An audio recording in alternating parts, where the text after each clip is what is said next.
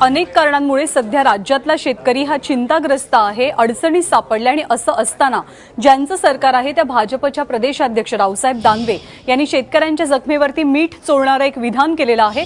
इतकी तूर खरेदी सुरू केली तरी सुद्धा रडगाणं सुरू आहे असं त्यांनी जालन्यामध्ये म्हटलंय। कार्यकर्ता मेळाव्यात कापसाला, तुरीला, डाळीला भाव नाही असली गाणी बंद करा अशी मुक्ताफळं दानवेंनी उधळलेली आहेत। याशिवाय त्यांनी असंसदीय भाषेचाही वापर केलाय।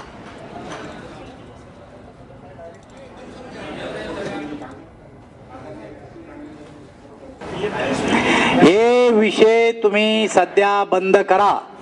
कोणते? तूर खरेदी, ऊस खरेदी, बाजरी खरेदी, जे झालं ते सांगा। माहिती आहे का तुम्हाला भाषण काय करायचं?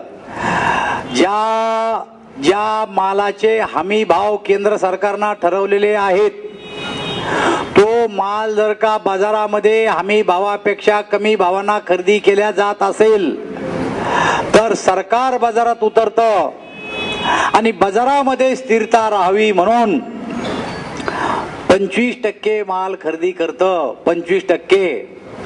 आतापर्यंतच्या इतिहासात मागच्या सरकारने असंच केलं, पण आपल्या सरकारने साऱ्याच्या साऱ्या तुरी घ्यायला सुरुवात केली, हे लक्षात घ्या।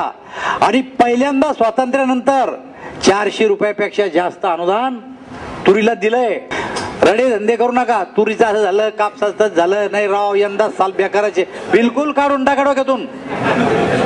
हे का तुम्हाला जिथं सरकार आलं त्यानं काय केलं? मग झेडपीला आल्या कशा 22 जागा? आपल्या कार्यकर्त्यांना लढायचं नाही, आता लढायचं आणि पुन्हा काढायचं नाही तुरीचं गोणा, ते आम्ही पाहू। सगळी 1 लाख टनाला खरेदी दिली आता पुन्हा परवा, तरी रडतेच चाले। तू जास्त पेपर वाचतो का? वाचू नको।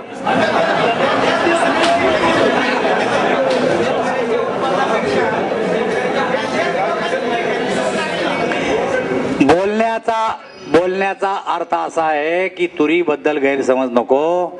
1 लाख टन आणि या 31 तारखेपर्यंत तूर खरेदी होणार आहे।